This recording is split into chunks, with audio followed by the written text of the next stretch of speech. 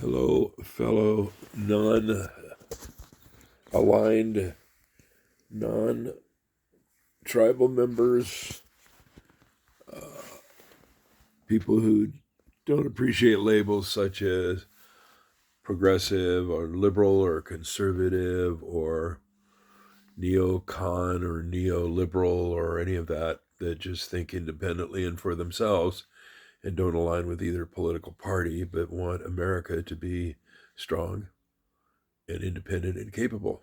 Um, my most accurate term for that is an America firster.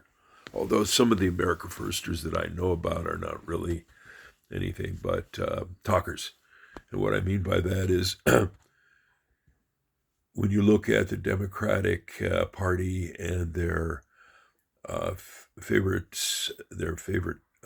campaign funders right now, it's the Israel lobby. You look at the Republican Party, it's the same thing. And it's clear and obvious that Trump is running as an Israeli candidate and is ruling the United States as an Israeli agent, and having Tucker Carlson and Candace Owens and Nick Fuentes and Glenn Greenwald and uh, what's his name, Blumenthal and Scahill and Amy Goodman on the left, and people on the right. What's her name from the ex Fox News lady, Kathy? Can't remember her last name, but you know who I mean. These people who are always talking about uh, how disappointed they are in Trump, how they can't stand uh, the Israelis' policies and their genocide and their failure of the United States government to back and assist in the needs of its own people.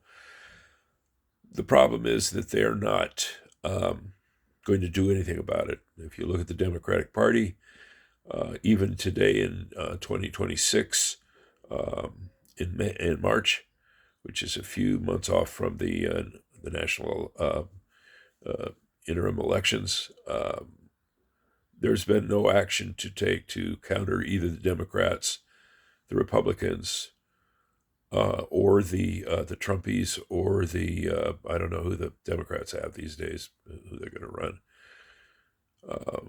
Some pro-Israeli knob, uh, but there's no organized opposition, and because Tucker and others, including who I've spoken about, was Greenwald and the rest on the left and on the right, who have common interests to get America protected from the Israeli lobby and the other lobbies that currently run the United States and therefore run the world.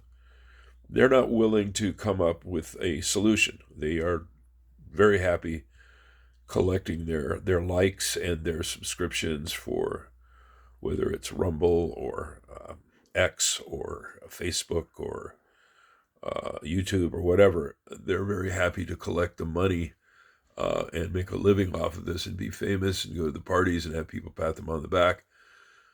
But they need to put their money where their mouth is. And what I mean by that is if they want to do something constructive, constant criticism of it without structure is nothing. Um,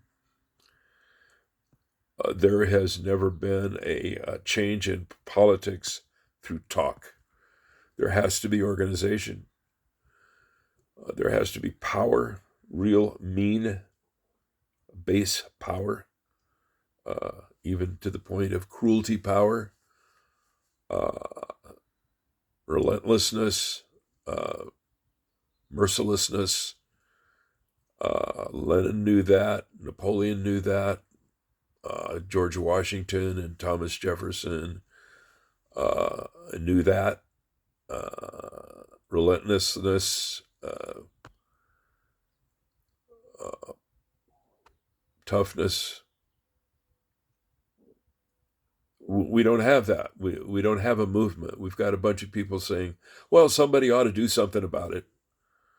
We can't be Democrats. We can't be Republicans anymore. What can we be? Oh, let me see. So I have suggested in the past a new party called the America First Party, A1 for short. But we're not going to get that either. So what's going to happen is the Democrats are now going to, with their Israeli help, are going to take over the Congress again. They may or may not impeach and convict Donald J. Trump of high crimes and misdemeanors. Whether they do or not, they do not have the willingness, ability, strength, drive, or support to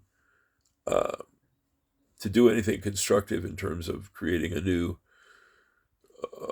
political dynasty, a new tribe, if you will, a new group. Why, I don't know, but when the Democrats come to power, there will be no difference in international affairs or really trade. There will be more lip service, like there always has been. Remember when we thought Obama was going to be the bee's knees and was going to change everything? He's going to be another Teddy Roosevelt. He's going to be another Franklin D. Roosevelt. Even he did none of those things. He kept his banker friends out of jail. So what we're going to have again, and this is going to be the last time, because once we fail this time, with all the obvious support we have from the public, I don't mean the Democratic Party, the Republican Party, I mean the public, the voting public, we have support from them to do something radical, do something new. We have the desire, the demand, the request, the begging to do something new, and nothing will be done. I don't know if it's because Tucker doesn't have it in him to do it. Maybe this has been the plan all along, is you appease people by speech, so that maybe Tucker has learned from his father, who was handled, I believe, Radio Free Europe and a lot of CIA outlets like that to manipulate and to otherwise appease people by talk rather than organizing and having true force, political, economic, military force behind you. And so maybe he's a plant. Like he accused Fuentes of being a CIA operative. Maybe and Fuentes mutually, said he was. So I know you are, but what am I? So my point being that we don't have and will not have, that I can see in the future, because you got 6 months left to formulate a party, to get candidates out there for a new party, a successful party, because nobody wants to vote for Israel, but they will. They won't know it, and the Democrats will make excuses by it. But you can guarantee that money talks and bullshit walks, and the Israelis already have everybody bagged and tagged, and they know where the money's going, and they know who it's going to. And a few noble stands against that by saying, well, you're a member of the Israeli lobby, and therefore I'm a better candidate. What do I stand for? Well, I stand for not being a member of the Israeli lobby. Well, that's not going to make it for most voters. In any case, what I'm seeing right now, and I have a pretty good purview of what's going on, even though we have, again, attacked another country for no reason other than the Israelis have pointed their index finger at that country and said, go get them, America. You can do it.